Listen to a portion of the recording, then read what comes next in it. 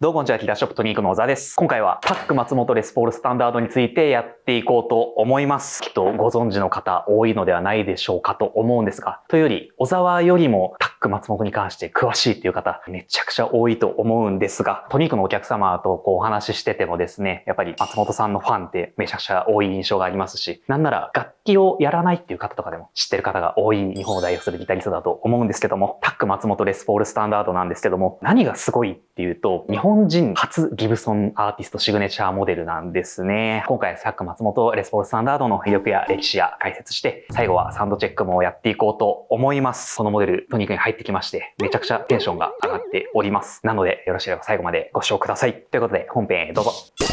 まずはじめにタック松本レスポールスタンダードとはというところをやっていこうと思います。こんな感じのモデルです。めちゃくちゃかっこよくないですか？こちらのモデルはですね、1988年デビューのですね、日本のロックユニット、ビーズのギタリストである松本隆弘氏のシグネチャーモデルですね。ビーズの活動だけではなく、ソロだったり、プロデューサーとしてだったり、楽曲提供とか、海外アーティストとの共演だったりとか、幅広く活躍されておりますね。正確な数字ちょっと出てこなかったんですけども、平成30年時点ですね、シングルとアルバムの売り上げの総数がですね、8262万枚という風な、とんでもない数だと思いますね。モンスターユニットですよね。人気があって影響力を持っている松本氏が長年のキャリアの中でですね、やっぱりライブとかレコーディングでギブソンのレスポールを愛用していたということがきっかけで制作に至ったみたいですね。そんなシグネチャーモデルを制作するのがですね、ギブソンという会社なんですけども、ギブソンとはというところをやっていこうと思います。ギブソンはですね、1894年に誕生しておりまして、もともとはですね、マンドリンの製作工房としてスタートします。130年以上の歴史があるという風な、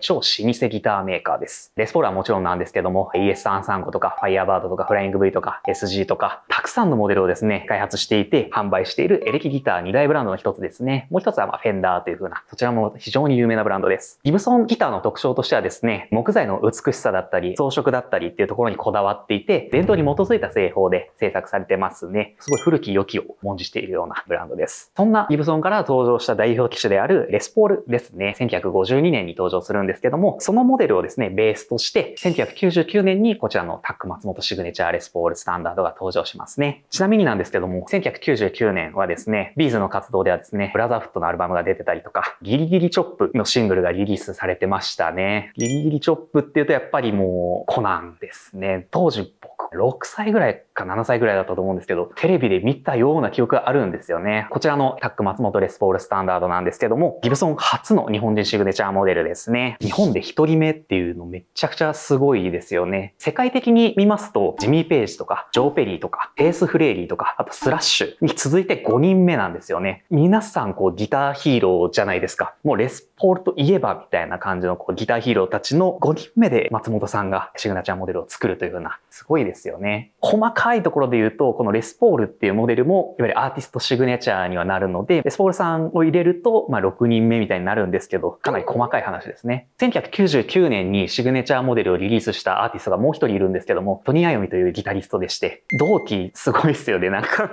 松本さんとトニー・アヨミ同期だみたいな、とんでもないことですよね。そんな1999年に登場したタック松本レスポールスタンダードなんですけども、キャナリーイエローというこの黄色いカラーですね。こちらがもう初代になってまして、この黄色はですね、フェラーリの黄色をモチーフにしたカラーリングになってまして、こちらのブラックのバインディングとかハバロンのインレイとか、1957レスポールのゴールドトップリーシュのネックシェイプをちょっと薄くしたようなグリップになってますね。このモデルは復刻版なんですけども、初代のモデルに関してはカスタムショップ製で限定90本で、当時56万円でリリースされましたね。今だと200万以上とかになってるんじゃないかなと思いますね。他にもですね、シグネチャーのレスポールスタンダードと言いますと、キルトメイプルトップとサンバーストカラーのレスポールタックバーストとか、このタックバーストに関してはかなり印象強い気がします。あとはですね、本人所有の1959年のレスポールを再現したタック松本1959レスポール2016ですね。僕当時黒沢楽器さんで働いてた時に見た記憶があります。そして1作目の復刻版であるこちらのタック松本レスポールスタンダードキャナリーイエロー2018、割と近年に出たモデルで1955年製のゴールドトップを再現したタック松本1955レスポールゴールドトップなどのラインナップがありますね。この1955に関してはは最近かなり本人が使用しているみたいで、他にもですね、ギブソン社から登場しているシグネチャーモデルがありまして、タック松本ダブルカッタウェイですね。いわゆるタック DC ってやつです。松本さんといえばこれみたいな方多いと思います。で、あとはタック松本ファイヤーバードですね。これも僕、黒沢ガチさんで働いてる時に見たことがあるんですけど、黒いバーストのカラーとサンバーストのカラーのがあって、かっ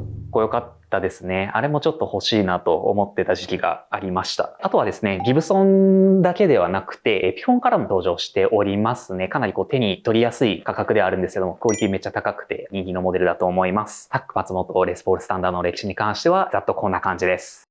今回使用するモデルがこちらですね。ギブソンカスタムショップタック松本レスポールスタンダードキャナリーイエロー2018です。こちらのモデルはですね、ギブソンの中の最高峰に位置するカスタムショップ製ですね。1999年に登場したモデルの復刻版として登場してますね。2018年にビーズの30周年記念で作られましたね。なんとこちらのモデル150本限定というめちゃくちゃ激レアなモデルです。スペックとしましてはですね、2018年当時のギブソンカスタムショップの最新スペック持ってました。チューブレスのトラスロットだったりとか、カスタムバッカーのピックアップとか、木部の接着が2革接着っていう風なところで、かなり贅沢なスペックになってますよね。で、木材見ていきますと、マホガニーバッグでメイプルトップ。バッグのマホガニーはですね、松本さんのリクエストでチェンバード構造になっております。一説によると、チェンバード加工のレスポールのサウンドっていうのが、ものすごい号泣のレスポールに近いと、一部では噂されているみたいですね。機会があれば号泣鳴らしてみたいんですけど、さすがに鳴らせないかな。触れないんですけど、そういう風に言われてるみたいです。ネックがマホガニーで、主板がローズウッドですね。木材の点で言うと、ものすごいトラッドなギブソンらしい組み合わせですよね。ネックの形状がですね、デジタルスキャナーでデータ化した本人主演の1959レスポールの形状が採用されておりますね。ピックアップカスタムバッカー2機搭載されていて、こちらカバーが外されていてゼブラになってます。このゼブラ松本さんって感じすごいありますね。コントロールが2ボリューム2トーンで 3way のトグルスイッチ。指板のインレイがこちらアバロンですね。価格が中古で170万5000円で販売中でございます。こちらのタック松本レスポールに関していろいろ話してきたんですが、サウンドですね。どういった音が鳴るのか。ギブソン最高峰の部署で作られていて、間違いなくもう最高峰の一本だと思うので、こういった音が鳴りますよっていうところを聞いていただければと思いますので、今回クリーンとドライブで鳴らしていきますので、よろしければ音聞いてみてください。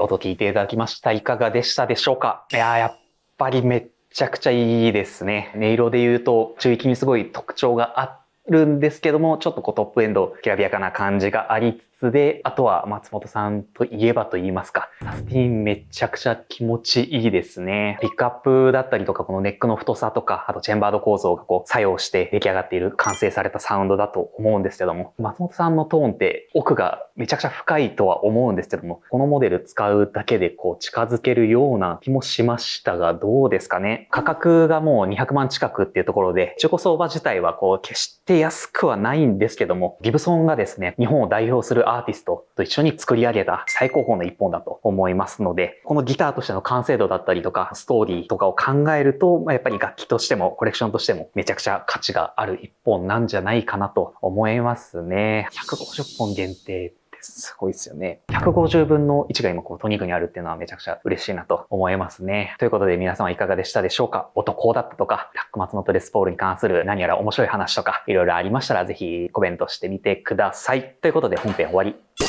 松本さんというところでなんか思い出あるかなと思ったんですけども、昔そのバンドを結構がっつりやっていた時に、1回だけビーズのコピー版をやったんですよね。それ以外にもセッションイベントっていうんですかね、ちょっとコピー版イベントみたいな時に1曲だけウルトラソウルをやるみたいなのがあったんですけど、1回だけ完全にもうビーズこれね、ビーズって言いません？そうでもないのかな？ずっとビーズでインプットされてるんで、でも実際ビーズなんですよね。ちょっとそれたんですよ。ビーズだけのコピーをやったんですよね。その時に、ウルトラソウルとか、あとバッドコミュニケーションとか、タイムとか、スティルアライブといろいろやったんですよね。その時に先輩のバンドの主催イベントで、その3ピース編成だったんですよね。先輩のバンドが。各々のメンバーがバンマスとなってコピー版をやるみたいなのがあったんですよ。僕はそのバンドのギターの人のバンマスのところに入ってやるみたいな感じで、そのギターの方がかなり松本さん好きな方で、先輩が松本さんパートを弾くので、小沢はもう大賀さんパートを弾くような形になってまして、当時セットネックのギターを持っていなかったので、もう使っていたトムワンで大賀さんパートでやるっていうのがありましたね。普段バンドではリードギターだったんですけど、その時結構バッキングとかギターソロのハモリみたいな感じで、それはそれで新鮮で楽しかったですね。ギターを始めてから気づいたっていうのがあって、それがミュージックステーションの主題歌あるじゃないですか。109 Thousand Dreams。ミュージックステーションでも流れてるあの曲。あれが松本さんの曲だっていうのを後々に知ってというか、当時その高校1年生とか2年生ぐらいの時に買ってた55ギターっていう雑誌があるんですけど、それにタブ譜が載ってて、難易度5みたいな感じでバーって出てて、ちょっと弾いてたら、あれこの曲あれじゃねみたいな感じになって、曲名調べてみたら、M ステの曲が出てきてみたいな。みたいなっていうのがありましたね。ギターやってなかったら気づかなかったのかなみたいな思ったりしますね。松本さんファンの方っていうのは本当に日本だけでなく世界にもたくさんいらっしゃると思うんですよ。そこまでがっつり通れていないので、小沢が。もしこの曲めっちゃおすすめみたいなのがあったら、ぜひ教えていただければと思いますね。はい。ということで、この動画が面白かったという方は、いいねとチャンネル登録、高評価よろしくお願いします。いつも見てくださってる皆様、本当にありがとうございます。感謝しております。Twitter、Instagram、Facebook 各種やっておりますので、そちらもぜひチェック、フォローをよろしくお願いします。横浜市西区平沼 1-4-8、丸山ビル1階ですね。ギターショップと2区営業しておりますので、ぜひ遊びに来ていただければと思います。最近ギブソンすごい増えてきておりまして、どんどん買い取っていければと思っておりますので、お気軽にご相談ください。最後までご視聴いただきありがとうございました。また次回の動画でお会いしましょう。バイバイ。